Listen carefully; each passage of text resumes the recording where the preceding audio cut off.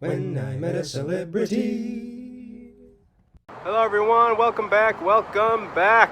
Ted Neeley himself tonight at the special event screening of Jesus Christ Superstar, the classic 1973 movie, here at this small run theater, a classic vintage theater that has existed since the 1920s. A lot of these theaters need extra support after the lockdown time. And this theater, it's a great theater known for its history, and they're screening a very special movie tonight, so it's going to feel like a travel back in time to an old theater to see an old movie. Of course, this theater is much older than the movie, but it's going to be special. Now, I have a VIP pass, so I'm going to go inside early to attend the VIP special event with Ted Neeley. He's going to talk with us, and we're going to be able to have a Q&A with him. I don't know how much photography or video they're going to allow us to get while we're inside, but I'll see what I can get, and I have some good words to share with Ted himself. Jesus, and then he gets up and he runs through the forest. That orchard was there. We planted the grass nearly 2 years earlier so that we had the grass in the orchard for the soup. But what happens, the camera was on a crane, and as Judas runs away, the camera lifts up above the trees and watches Judas run off. And he reaches a hillside, and there's a path goes around the hill. And we had no, because we're way out in the wilds, we had no assistant directors on that path. No one uses it. But that moment, a shepherd comes round with a whole flock of black sheep. And Carl just stops for 1 second, and then so as the camera's rolling, he keeps on running. The shepherd is standing there, the sheep part, Judas runs through them, and the sheep follow Judas. Oh yeah, I remember It was that. an amazing moment. It's like, yeah, that black sheep. Yeah, but it was incredible. Wow. So, Mr. Jewison was so great. But they were talking about salaries and profit sharing and all that. And I just said, well, I want only one thing from this film. And they said, what is that? I want you to guarantee me that I shall forever be 33.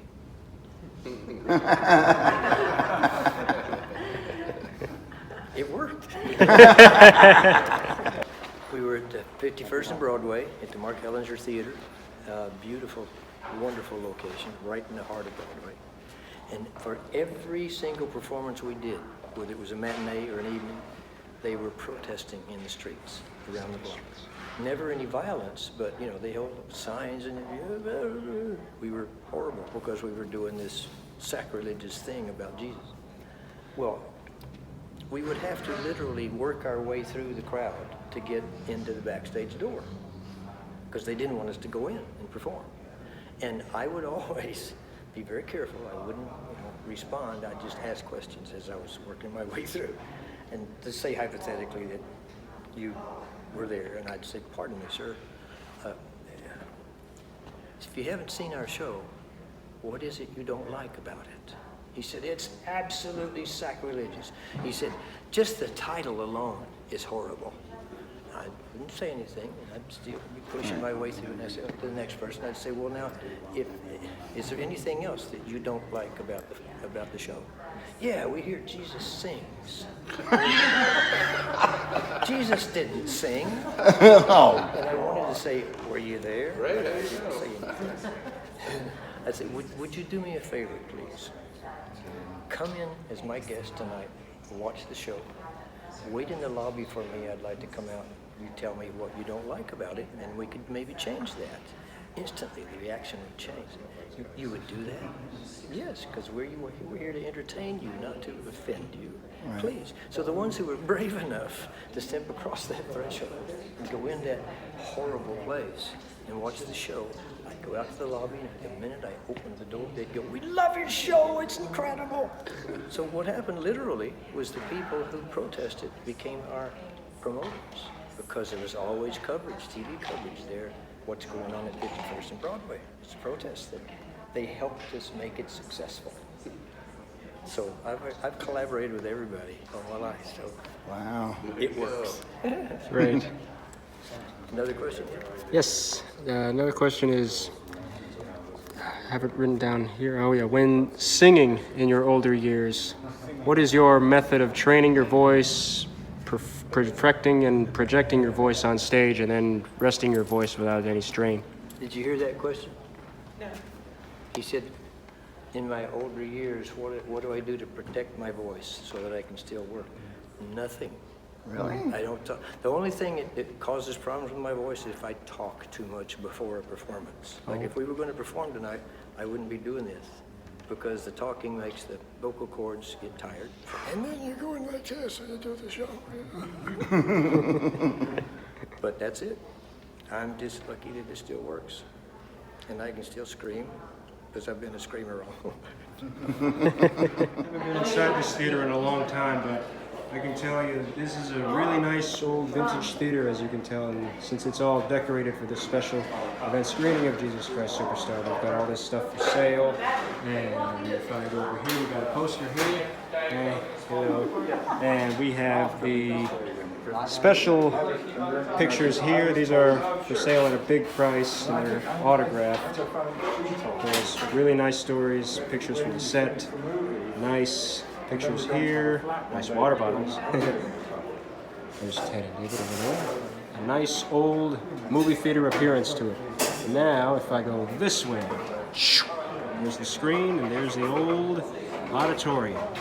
Yep, like an old movie theater. Exactly. Let's enjoy the movie. Had a wonderful time talking with Ted Neeley earlier today during the VIP time and taking photos with him. We're going to see all that. Looking forward to what the movie's going to look like.